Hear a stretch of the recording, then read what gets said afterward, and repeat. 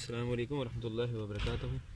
ये जी इसको कहते हैं रूफ टॉप गार्डनिंग तो नहीं इसको कह सकते, इसे आप कह सकते हैं कि आप अपने घर में, अपने घर के लॉन में सब्ज़ियां उगाएं।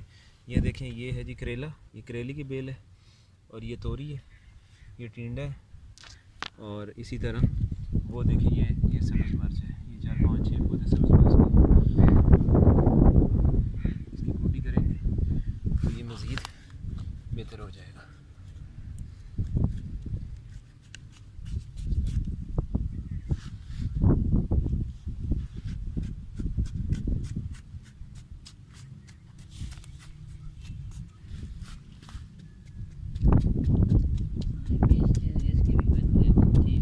वो ये तो बहुत काम की चीज़ है।